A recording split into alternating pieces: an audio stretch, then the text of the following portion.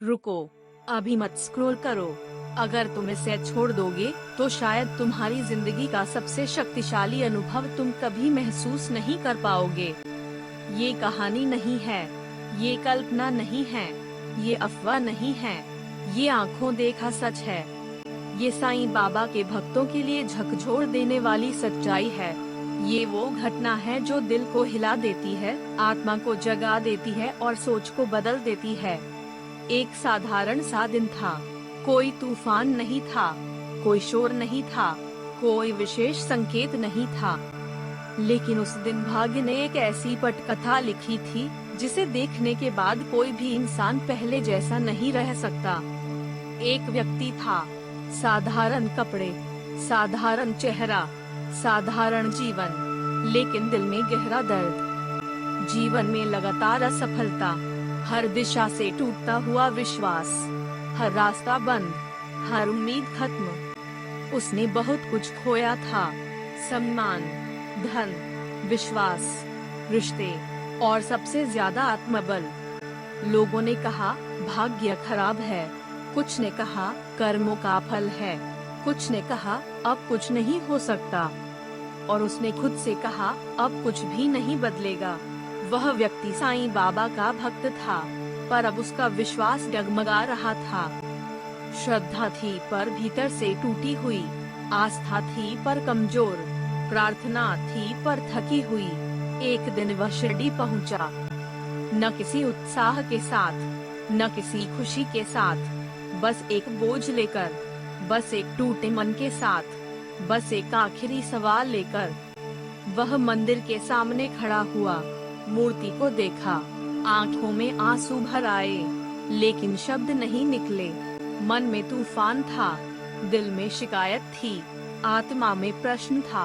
उसने मन ही मन कहा, अगर आप सच में हो, अगर आपकी शक्ति सच में है, तो आज मुझे कुछ ऐसा दिखाओ जो मुझे बदल दे, जो मुझे तोड़ दे, जो मुझे जगा दे। ये चुनौती थी, ये प्रार्थना नहीं थी, ये गुहार नहीं थी, ये टूटे इंसान की आखिरी पुकार थी। वह वहीं बैठ गया, आंखें बंद कर ली, सिर झुका लिया, सांसें गहरी होने लगी, और तभी कुछ बदला। मंदिर की हवा बदल गई, भीड़ की आवाज धीमी पड़ गई, उसका मन अचानक शांत हो गया, दिल की धड़कन स्थिर हो गई, एक अजीब सा सुकून फैल गया। और तभी उसने एक चीख सुनी, एक माँ की चीख। वह आंखें खोलकर उठा, भीड़ में हलचल थी, लोग भाग रहे थे, चेहरों पर डर था, आवाजों में घबराहट थी।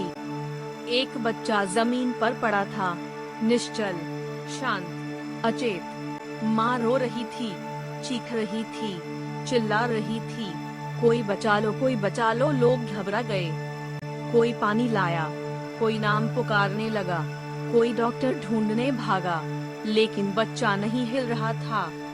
उस व्यक्ति का दिल तेज धड़कने लगा, उसका शरीर कांपने लगा, उसकी आंखें उसी बच्चे पर टिक गईं। और तभी उसने कुछ ऐसा देखा जिसने उसकी पूरी सोच बदल दी।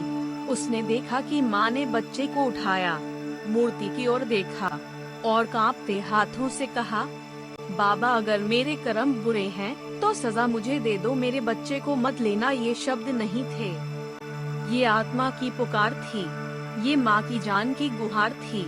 और तभी एक अजीब सा प्रकाश फैल गया, मूर्ति के चारों ओर एक शांत ऊर्जा, एक गहरी शांति। बच्चे की उंगलियां हिलीं, पहले हल्की, फिर तेज।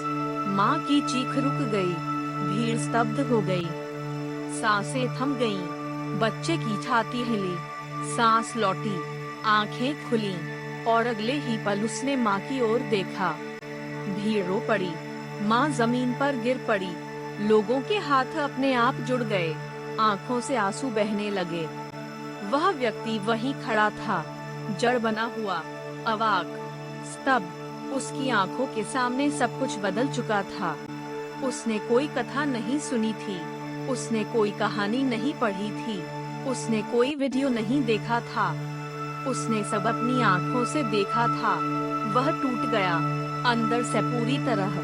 उसका घमंड टूट गया, उसका संदेह टूट गया, उसका अहंकार टूट गया, और वहीं उसका विश्वास जन्मा।